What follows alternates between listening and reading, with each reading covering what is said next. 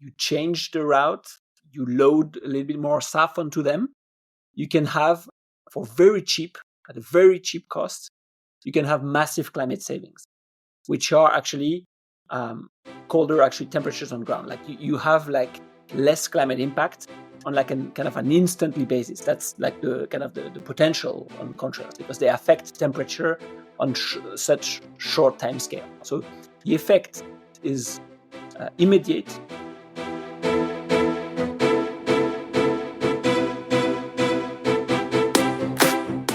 Welcome to Sustainability in the Air, the world's first podcast dedicated to sustainable aviation.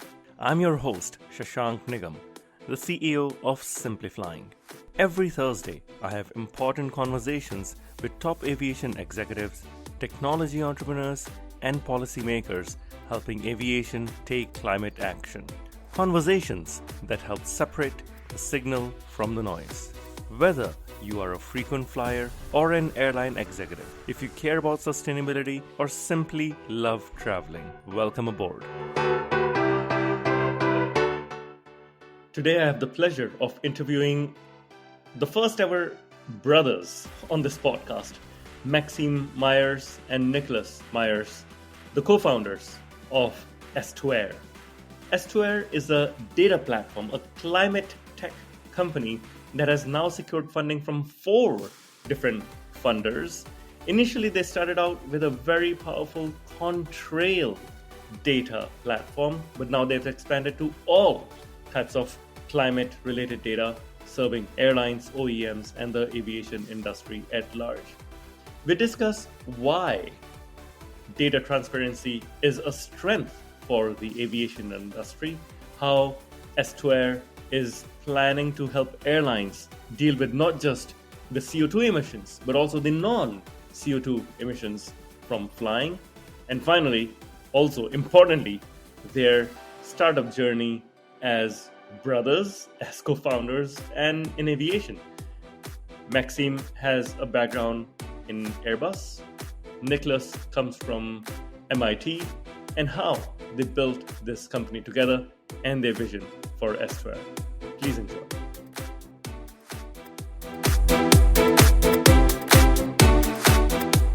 Maxime and Nicolas, welcome to the show. You are the first ever sibling pair we are having on the podcast. Tell us a little about yourself and why did you decide to work with each other? Yeah, sure. So, hi, Shashank. Thank you very much for having us on the show. So yes, we're brothers, and we have this common kind of passion for aviation. And let's say that our careers, after 2 different on each side, after 2 different job experiences, kind of converged, where we wanted to both work in aviation, both work for a project that made sense and that was related to its climate impact. We started with leveraging actually the thesis of Nico that he did back at MIT, working with a piece of code for an aircraft lessor. And then we were like, okay, this can be a topic for a company. And then we expanded into the data platform we are now. Yeah. Working together is not an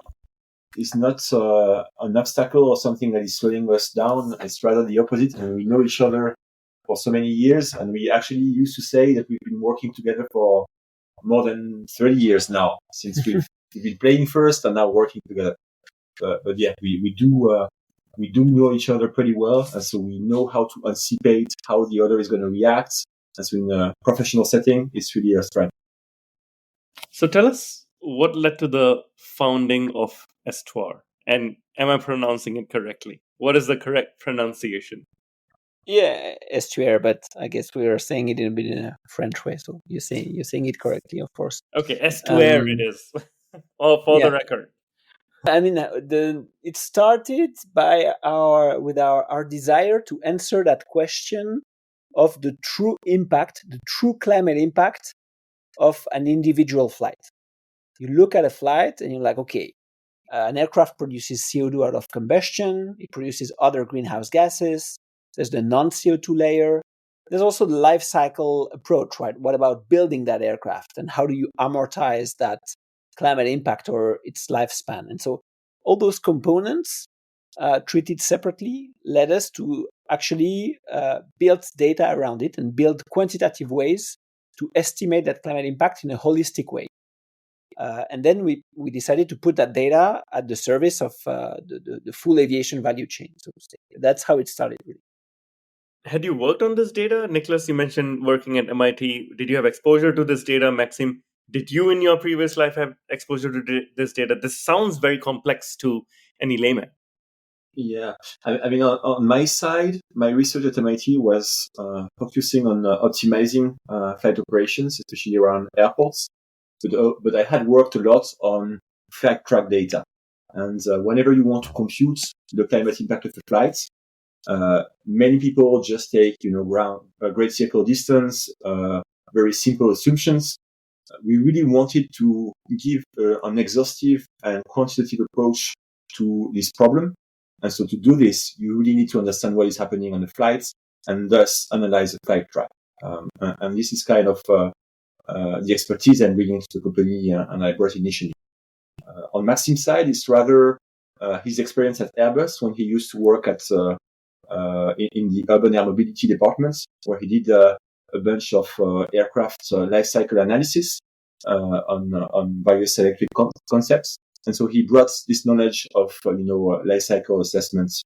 Very interesting. And talking about life cycle assessment, I've, of course, had the privilege of seeing your platform in action. And your analysis includes factors like fuel supply chain and aircraft manufacturing in assessing overall climate impact. And that goes beyond the traditional well to wake impact. Why have you included this, and why is this important? I would say it's a matter of treating the question holistically. So let's aviation's climate impact is still mostly related to flight operations, to what happens when the aircraft is airborne and when it's burning jet fuel. But still, you have those standing components. And I see actually Simply Flying published recently about analysis about taxi time, for example, or what happens on the ground. And so if you go beyond this, you really want to answer the question and say, this aircraft was built. If you look at the supply chain of an aircraft, every single piece that is manufactured and then assembled, from the raw materials, the titanium being extracted in a mine in Mozambique, for example, all the way to a blade in an aircraft engine, well, that's some energy, that's some transport, that's some manufacturing involved. And you want to be able to assess that climate impact versus the one that the product will have over its lifetime.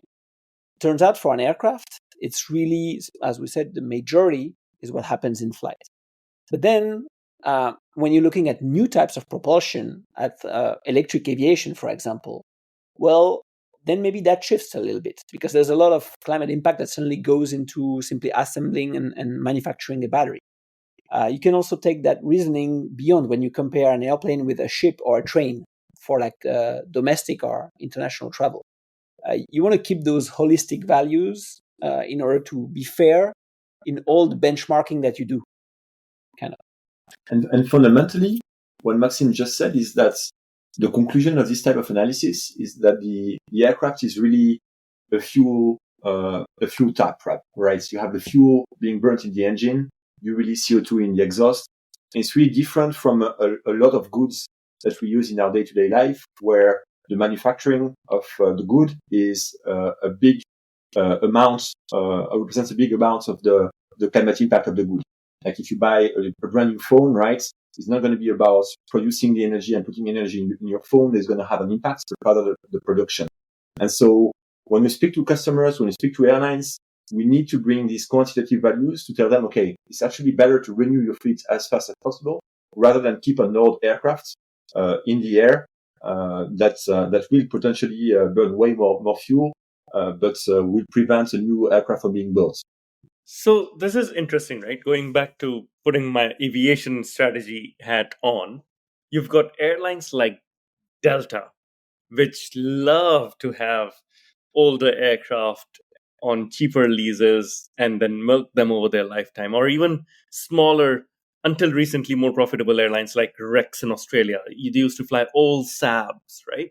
There are these airlines that value old aircraft because they are cheap to run, more expensive to maintain, but then of course they have more per unit emissions. And then there are airlines like Wizz and Indigo and others which have a very new fleet and a low fleet size, but the aircraft are more expensive.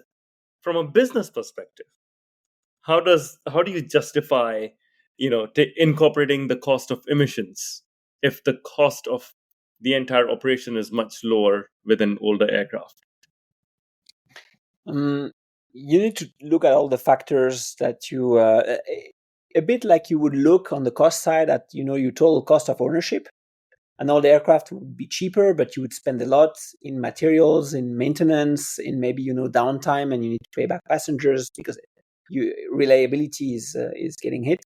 But on the other side, right, it's a cheap aircraft, and you would compare that with the business case of buying a brand new kind of latest generation aircraft for replacement. You need to look at it the same way when it comes to climate. But when it comes to climate, the picture is way more obvious. So keeping an older aircraft in the air will result in typically 10, 15, 20% extra fuel burn versus latest generation. And so the case is clear to go straight in for a replacement, because over its life cycle, the cost of putting that new aircraft in service is way less. Now, when it gets interested is when you factor in cost of carbon or cost of climate impact, even including non-CO2 one day. There, you're like, okay, you're suddenly merging the business case and the climate case. And what we're seeing is that if you consider the full climate impact of like an old aircraft, saying, okay, lots of soot, lot of contrail, lot of CO2 for an equivalent amount of passenger kilometer carried, and suddenly you price all that climate impact, then your business case that was about keeping older aircraft in the air might suddenly switch in favor of going straight in for all replacements. And that's actually topics we're working on at Estuaire right now. Right. No, that's a good perspective. Thank you for bringing that in. Going back to the data platform, when I had a look at it, I think you do a pretty good job of incorporating the non-CO2 impact or emissions of flying as well. Why have you focused on contrails, and what does the data show? Yeah, so initially when we wanted to answer this question of what's the exhaustive climate impact of a flight, we kind of unrolled the ball and looked more and more on the new non-CO2 effects of aviation. There is a famous paper from David Lee that dates back from 2019, if I'm not mistaken, that suggests that these non-CO2 effects are potentially as important as the CO2 effect itself. And so we really wanted to give an exhaustive climate impact and an exhaustive view of the climate impact. And so we had to model non-CO2 the right way. And modeling the non-CO2 the right way is also understanding that it's a complex effect with various phenomena that combined together result in a high impact. And so that's why we kind of looked at the latest scientific papers out there, implemented the latest methodologies, and we tried to fuse various sources of data, weather data, aircraft performance models, flight track data, in order to come up with the best estimates we could have on these non-CO2 effects, notably NOx and contrails. Currently, the latest estimates suggest that contrails represent an additional 30% climate impact on top of CO2. And this phenomenon is complex because it's a non-linear phenomenon. CO2 is linear with the distance flown. So you fly an aircraft, you travel from point A to point B, and based on the distance flown, the amount of passengers on the aircraft, the type of technology, you're going to emit a certain amount of CO2. Contrails is very different. On one day, you might generate contrails. On the other day, you might not generate contrails because the aircraft is just flying in different weather conditions. And so when you look at this problem, you need to account for this complexity, this interaction between weather, engine, and the way the aircraft is flying itself. Still sticking to contrails, whenever I speak to airlines, the pushback is, the scientists are still trying to figure this out. The science is not certain. Yet, I can't deny the fact that this is the one thing airlines can do today to reduce emissions. You don't have to wait for SAF supply to scale up. You don't have to wait for a new fuel like hydrogen or electric planes. Contrails can be reduced today. When you speak to airlines, what do they say? Is this something that they can do today? There's a lot of education still to be done in the space, and actually, the questions you're asking is exactly the one that some EU regulators asked themselves a few years back, and they've asked EASA, so the body, the aviation regulatory body in Europe, to produce a report on those non-CO2 effects, and then following this, they decided actually to regulate those effects. So they acknowledge that those non-CO2 effects are present and that something can be done about it, and that a policy needs to be led on the topic.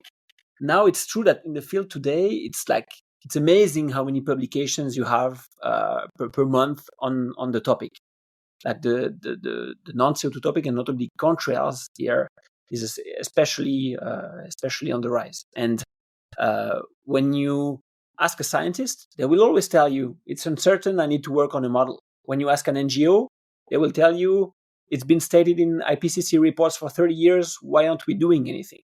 And then you go speak to airlines, and you need that kind of a careful, balanced approach where you need to actually tell them, okay, globally, there's only so few % of your flights that generate a very large share of your non-CO2 impact.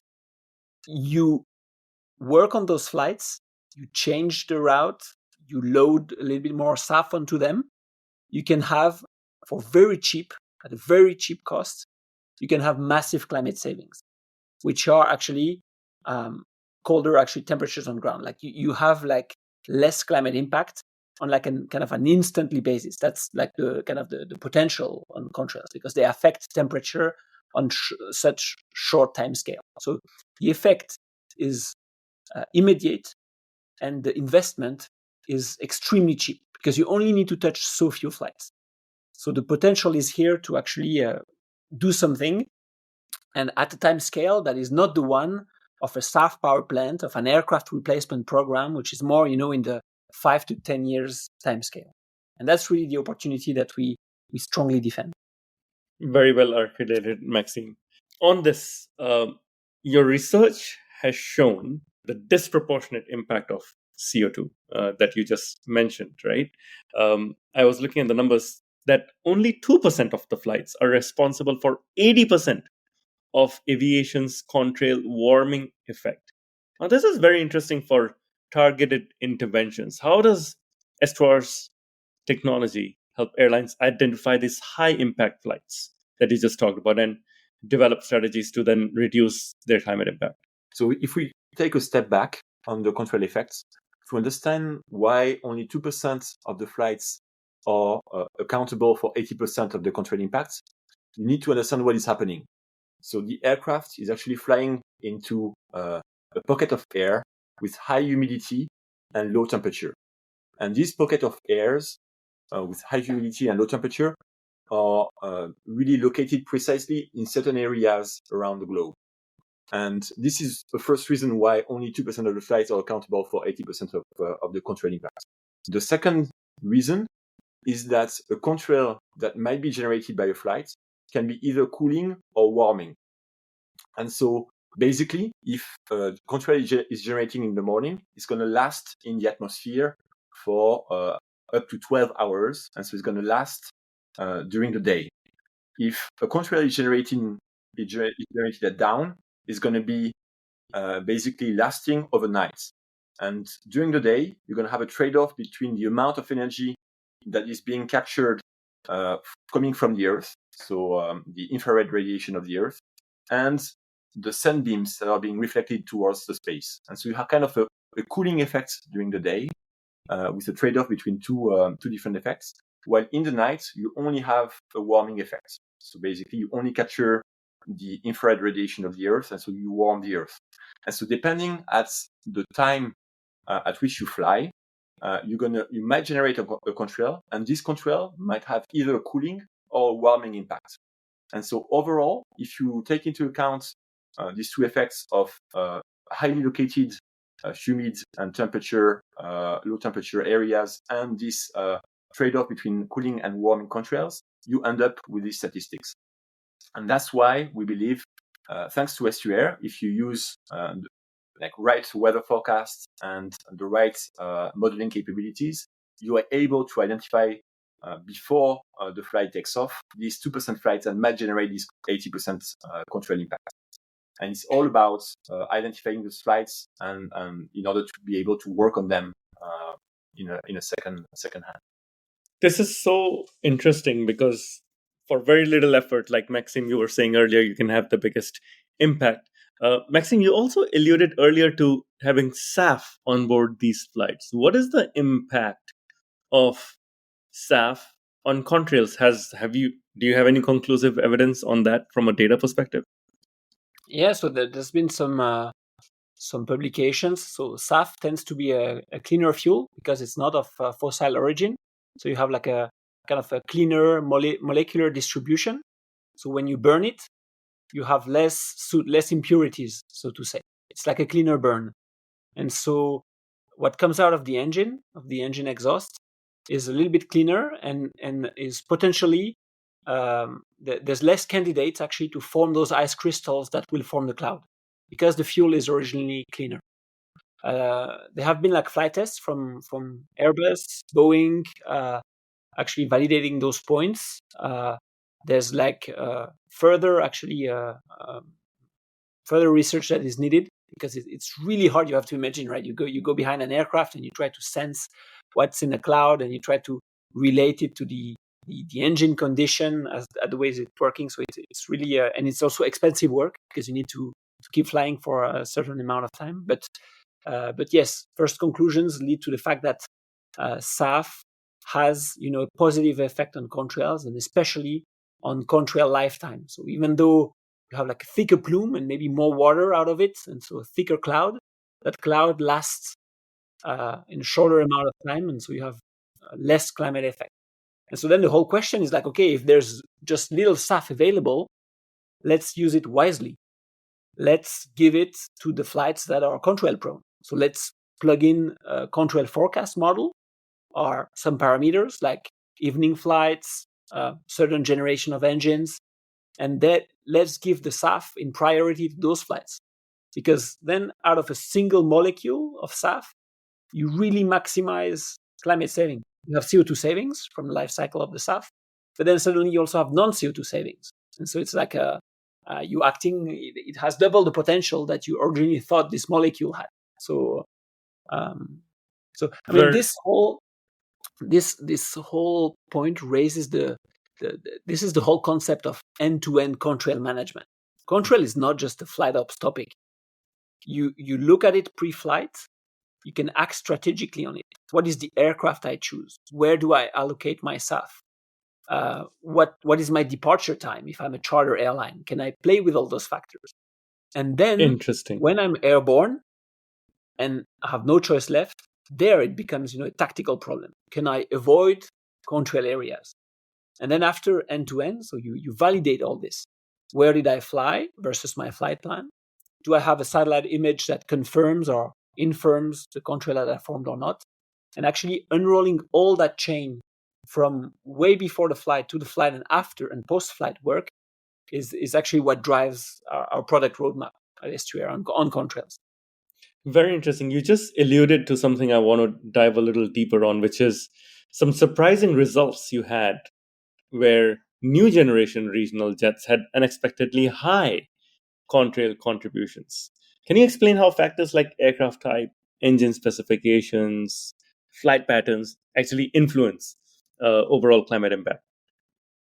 Yeah, so it's the topic is like extremely interesting because it's really a multi-parameter approach. You cannot say for once like this is why those aircraft produce more contrails. So if you look at, for example, at a specific aircraft type, you first need to look at which airlines operate them and in which regions. Are those regions good candidates for contrail areas to form? That's the first question. Then and that depends to actually where the manufacturer sold its aircraft and which airlines purchased it. Then after, when the aircraft are flying, you're like, okay, do we actually cross contrail areas? And what is that specific engine behavior in a contrail area? Is it like a better candidate for contrail formation or not? Like, is it producing a lot of particles, a lot of ice nucleating particles in the conditions that it operates or not? And then you need to look at that. You need to also look at the day and night. Is it short haul, long haul? Is it a contrail that's from in the day or in the night? And then you unroll all those pieces, and you might end up with some aircraft that may be our latest generation, but turns out they're sold to airlines that fly in contrail-prone areas. They cross them very often. They produce soot particles, ice nucleating candidates. And yes, they are very good on the CO2 front, very good on the fuel burn side, and that should be stated again. But on the non-CO2 side, there's improvements to be led, and we actually that's a topic that's why all the OEMs and engine OEMs are actually working on it. They want to build the next climate optimized engine and aircraft, and not only fuel burn optimized. And that's kind of a change of paradox in the terms of aircraft efficiency when we speak about aircraft efficiency. And so it's an interesting change of thoughts kind of that is happening. It is indeed a little counterintuitive. Let's talk about the feedback you've had from airlines you have been working with on the data platform, because airlines have been testing methods like small altitude changes to avoid contrails. How does your platform support these efforts, and what early insights have you gained from some of these trials? Yeah, small. You're right to highlight that it's actually very small altitude changes. So that's why there's only so little to do, and that's why the opportunity is large. So actually, like an interesting result from one airline we worked with was that we looked at 5% of their climate impact, and we said, okay, we want to address 5% of your climate impact. So you could purchase SAF, and then you need to change, right, roughly 5% of your fuel procurement, and suddenly you maybe triple your fuel invoice on that part. Or you consider that 5% of your climate impact can also come from contrails, and you try to address that part. And then in there, you only need to actually trigger on 100 flights, so roughly like a few flights for an airline that roughly operates 200,000 flights a year. You only need to touch 100 flights, slightly reroute them, maybe accept a little fuel penalty, and you've treated 5% of your climate impact in the same way. And now the best is you do both, right? You purchase SAF and you act on contrails. But it shows you relatively, right, the insights you can gain from the platform are targeting the right course of action, and on very few flights, you load in your flight plan. Estuaire interprets it for you. We have like all the parsers that are needed, and we give you back a climate optimized flight plan that you can choose to file and then fly. It's very interesting to get real world feedback, isn't it, from a business perspective. Your platform, if I'm an airline using it, does it allow me to benchmark against competitors on how their climate impact is overall? How am I doing over time across different regions? Exactly. So usually the first step that we always work on with airlines is about looking retrospectively at their contrail impacts. And to do this, you can either leverage the airline data, so QAR data with directly parameters coming from the aircraft. Usually this approach is quite complex because then you need to convince pilots to share data that is highly confidential. What we do is we rather rely on ADSB, and ADSB is transponder data. So it's, you could say in some way open source. And this enables you to not only look at the airline performance in terms of contrail impact, but also benchmark it with its competitors. So let's say you're an American Airlines, you want to know your contrails. Not only can you know your contrail impact, but you can also look at the contrail impact of Delta or United and say, okay, am I generating more contrails than my competitors? Is this a bigger topic for me than for my competitors, or am I in some way a better performer? How has the feedback been? You have been trialing this with an airline or two, right? Yeah, so it's actually with several. We've released publicly like 2 airlines that we work with, but there's a bit more than that, and it's true, especially in Europe, that one of the questions is necessarily okay. There's like this EU MRV coming in. Pricing non-CO2 might be next. Does it turn out to be an advantage or a disadvantage? And then if I'm particularly exposed to contrails because of my aircraft, my network, where I fly, what are the main sensitivities? What are the reasons? Is it my fleet? Is it my routes? Is it when I operate? And I mean, the good thing about a benchmark is if you're leading that benchmark, you want to understand why and keep developing that edge. If you're not leading the benchmark, you want to know where to act. And that's why benchmarking is important, because we want to lead our customers to action on this topic. I'm glad to hear that. And I'm also glad to see the reception that you're receiving as well, because there's always an ongoing debate about potential trade-offs between reducing non-CO2 emissions versus potentially increasing fuel emissions if you're, let's say, flying at a different flight level. How do you approach that? Like, how does Estuaire's approach help airlines navigate this complex balance? Can you help optimize this trade-off, for example? So one thing we can do straight on is to say, okay, you want to work on non-CO2, but we don't accept a fuel burn penalty. So we will only look at possible flight plans that are at nearly ISO fuel burn, fuel consumption, versus very often the initial fuel flight plan is optimized in fuel or in cost actually. But there are some like thin margins that you can play with. And if you start to optimize it in climate, you might have like, an alternative flight plan that is not so detrimental, or by, very little, very small percentage. And you can actually fly it and have like great climate gains. So we could initially focus in there. Then it's up to the airline to choose how much they want to invest in a kind of a contrail mitigation program as part of their sustainability efforts. Interesting. I'm curious also about your startup journey and as aerospace founders, startup founders, what have been your biggest challenges that you faced in raising funds, building your teams? What have been some of the big successes? It's like one challenge replaces the next one. Actually, Yeah. it's constant. Right now, there's a lot around building a team for the long term, and we're extending in that front, and we're very happy. Raising funds was something that it worked. We raised like a seed round in June this year. And what worked well with our current investors, and we're very happy to have them, we have like a Safran as investor, for example, is that we initiated a contact very early.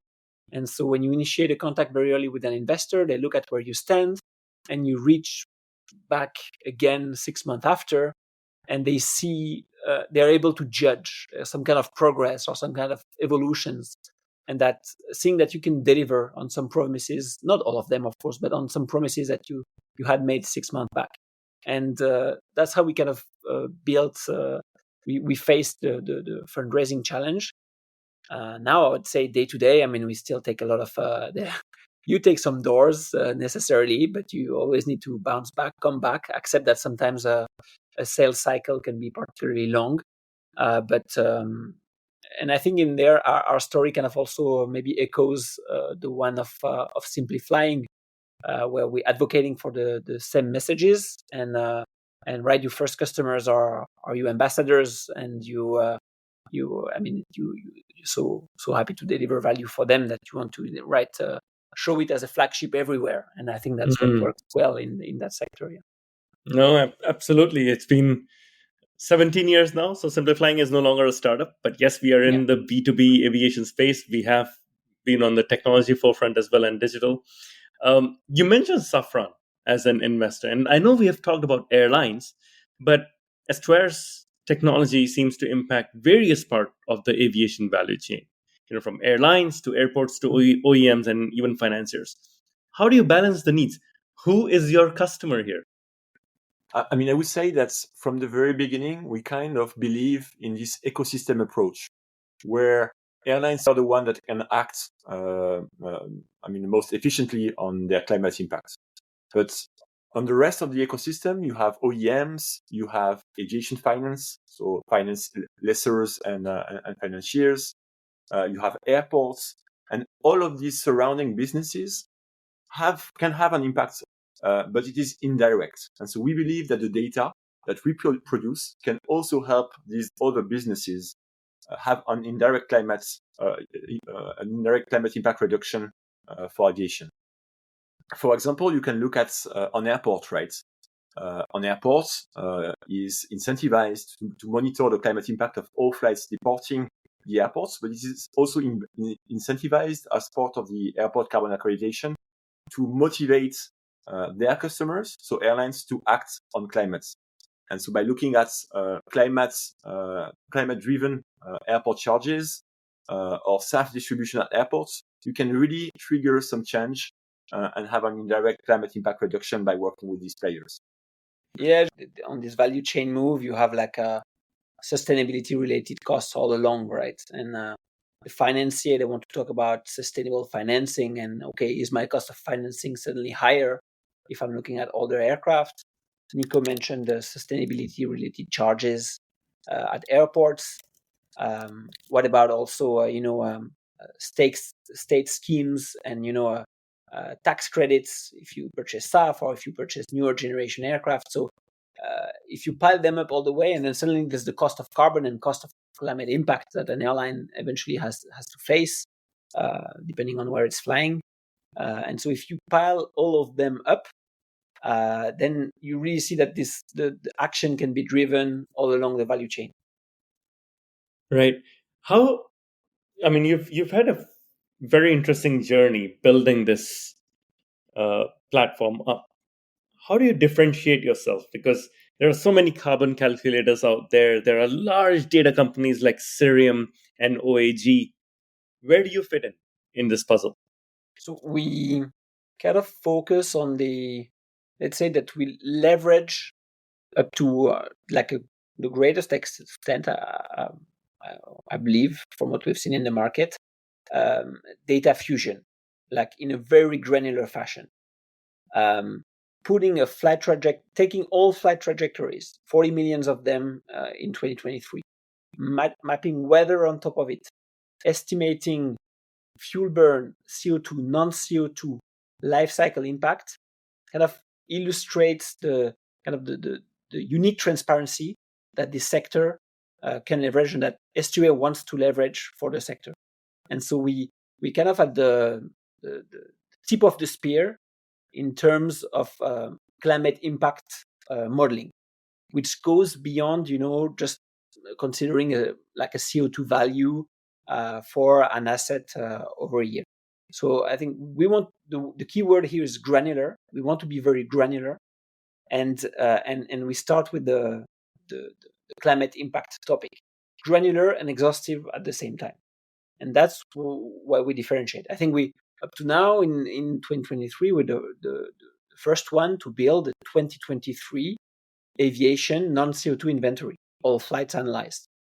There was a research effort from Imperial College on the previous year, but bringing that to industry, I think we are one of the first companies, for example.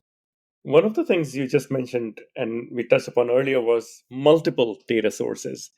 Are you source agnostic or are you tied to a single data source? No, that's the vision. The end vision of the company is to be able to leverage as many sources as possible, both open source data and private data. So when you look at ownership, aircraft ownership data, you have multiple providers. When you look at ADSB, you have multiple providers. When you look at fuel burn modeling as well, you can develop your own fuel burn models or leverage various sources. Load factor is the same. You can go very granular, look at airline reported data, but also country reported data in some way. And so all of this data aggregation effort is essential if you want to have good quality data at the end and limit data gaps in your outputs. And so, yeah, the vision of the company is to be data agnostic in some way and be able to fuse all of this data to create value for our customers.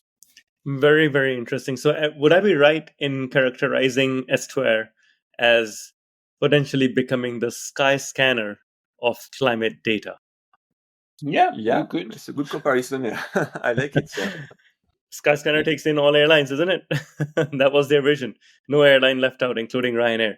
So I believe they were the first platform to have that last airline in their search results. Yeah, right. I like what is nice in their name is the scanner part, or actually Sky Scanner is a nice name. Could be like a Sky Climate Scanner. I don't know. Yeah, exactly. It's been fantastic speaking, Maxime and Nicolas, and learning about your journey as well. Is there any specific topic we have not covered that you also would like to speak about? No, I think we're good. I think one thing we can highlight is that the sector, again, on this data transparency, aviation is quite unique. You look at ground transportation. If we were to do the same things on, a fleet of trucks, I mean, there's no way. It's all private data. Knowing where trucks are going and distributing, cargo all over, it's all private data. Aviation, also shipping a little bit in a certain way, has this, because it's also regulated, has this unique transparency. Any flight can be tracked on a mobile application. That's the simplest example.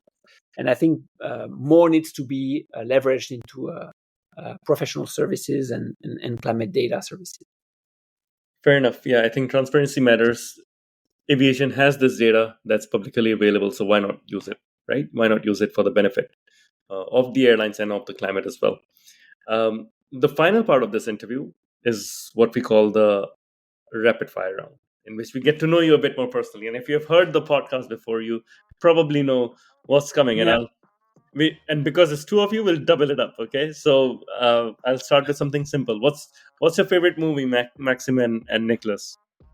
Favorite movie is like a former Cannes Film Festival, like a award. It's called Parasite. It's like a South Korean movie. Like the Korean movie. Yeah. Okay. It's okay. It's a rapid fire, so I cannot expand, but I urge people to check it out. And Nicolas? I'm a big fan of the Tarantino movies, and one of my favorites is Inglourious Bastards. She's okay. That's Brad Pitt, isn't it? Yeah, exactly. Yeah, that's right. Okay. Favorite airline? Air Corsica for me. I'm going to say Air France, but I'm biased. Okay. Favorite book? For me, it's a management book. It's about kind of work motivation. It's called Gung Ho. It has to do. The simple fact is, one thing you can remember is your energy at work is E equal MC2. So energy at work is like the Einstein formula. Energy at work is your mission that drives you. That's the first M, the M. Then the first C is times the cash that you receive. You need good salary. That's what motivates you, let's be honest. And second C is the clapping. It's like the rewards that you get and the encouragement from your team. And so as we build a team, I think this E equals MC2 is really what drives us. Yeah. Fantastic. Well explained. And Nicolas? My favorite book is The Three Musketeers. So a French adventure book. There is a recent movie about it as well. But I love it. Okay. Fantastic. What do you both do in your free time? I run quite a lot. I like running in mountains, trail running. Fantastic. Yeah, I'm more of an ocean guy. I try to avoid Maxime as much as possible in my free time. So I do surfing and kite surfing. We see each other in that work. Okay, sounds good. Do you take holidays together as well, or do you go on separate holidays? How do holidays work for you? Half. We do, but we are a bit schizophrenic, right? We have a second brain being activated, and we behave differently. So Okay, what is something you would like to learn? for me, it's going to be about what is going to be the world looking like in 50 years, right? It's kind of both frightening me and at the same time, providing new opportunities. It's like what's going to be the weather like in Europe? Is the Gulf Stream is going to be stopping at some point, or are we going to be suffering from heat waves every year? So it's both curiosity and fear combined. Yeah. Yeah, I think it's time to plant some mango trees in Paris. Yeah, actually, when you still, no, for me it's a bit more shorter term about like an aviation related skill. It's we're both pilots, but when I have more time, I'd love to get instrument rating. I've heard it's like a total different way of flying. But now I'm already having trouble staying current on VFR, so that'll wait a little bit. Well, you're building a startup, right? Credit to you. What is the best advice you both have received? I would say it's quite simple, but when especially like super early stage companies, you take so many no's. Like just keep persevering. Like if you believe in it, it's like when you just have always that in mind in the back, and when you take a no, you just like you just go through and you go to the next battle much more easily, and don't let. How many no's did it take until you received your first funding? Do you remember? Oh, this we can share on the funding. So we have like 4 investors right now. We probably contacted 200. Wow. And there's some that never answer, or that you're losing a bit of time. But a straight and justified no, maybe we took 30, 40 of them. It's never a good part. But well, congratulations on getting 4 investors. I think that's important.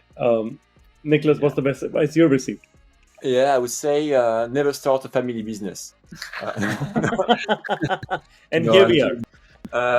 No, I would say, it's been driving my life so far. It's like if you work, you will always be receiving the fruit of your work at some point. So keep on working and never stop working. It will succeed at some point. He's a hard worker. So we see who is the hardworking here and who goes trail running in the same time. Yeah. Okay. Final question. If we are speaking 1 year from now and we are popping champagne, what are we celebrating? We're in 1 year. It's like super ambitious, but okay, let's be super ambitious.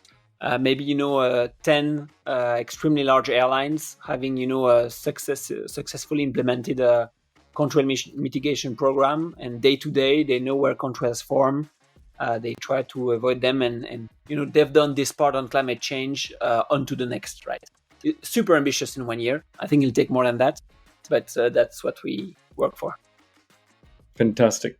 Thank you very much, Maxime and Nicolas, for joining us. All the best for your work at Estuaire, and we hope to be here next to you in your success.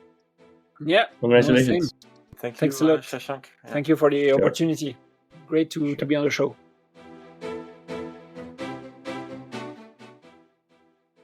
Thank you for listening to this episode of Sustainability in the Air. Aviation is one of the hardest to decarbonize industries, yet there are multiple paths to get to net zero. Awareness is key to a green future.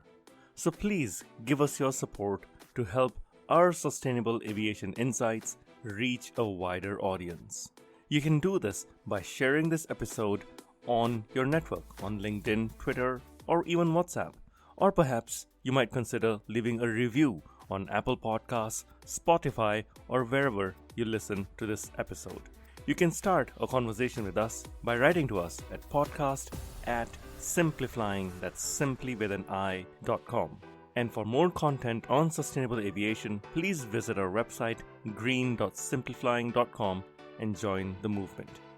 Sustainability in the Air is an original podcast by Simplifying. The show is produced by Juraj Toth in Slovakia.